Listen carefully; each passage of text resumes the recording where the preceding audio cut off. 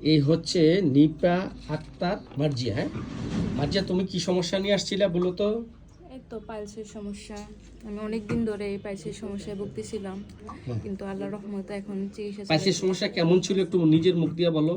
এই তো মানে অনেক জ্বালাপোড়া করতো, তারপর ডাক্তার দেখাইছি, অনেক জায়গায় ভালো হয় নাই, কিন্তু এখানে দেখার পর আলহামদুলিল্লাহ এখন ভালো আছে। অর্থাৎ তোমার যতবার পায়খানা করতে যেতা, যতবার মল ত্যাগ করতা, ততবারই ব্লিডিং হতো, জি, রক্তপাত হতো, জি এবং ততবারই ব্যথা হতো, জি এবং মলদারটা প্রচন্ড শুকনা মনে হতো যে মলটা বের করতে পারতো, বের হতে পারছে না, জি এবং প্রচন্ড কষ্ট হইতো এবং ফেটে যেত, ফেটে গিয়ে ঘাও হয়ে যেত।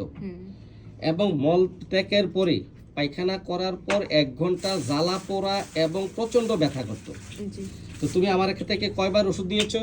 এই তো একবার নিয়েছি। একবারের ওষুধে তোমার এখন অবস্থা কি সঠিক করে বলো? আলহামদুলিল্লাহ অনেক ভালো আছে। এখন তোমার এই যে এই যতবার পায়খানা ততবার রক্তপাত হওয়া কি ভালো আছে? জি জি ভালো আছে। এবং চিকরানু ব্যথা বেদনা এগুলো ভালো আছে, হ্যাঁ, ফাটা এগুলো ফাটা ভালো আছে। ঘাও তাও ভালো আছে। তুমি অনেক খুশি? জি তুমি একটা হাসি দাও।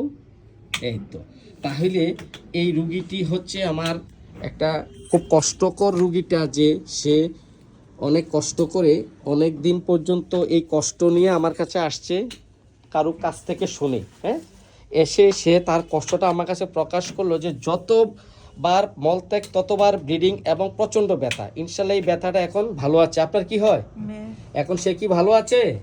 হ্যাঁ, তুমি খুশি তো নাকি? এই কথাটা মানুষের কাছে প্রচার করতে হবে যে হোমিওপ্যাথিক চিকিৎসা রোগ সম্পূর্ণ আরোগ্য হয়। তো তোমাকে ধন্যবাদ এই ভিডিওটি করার অনুমতি দেওয়ার জন্য।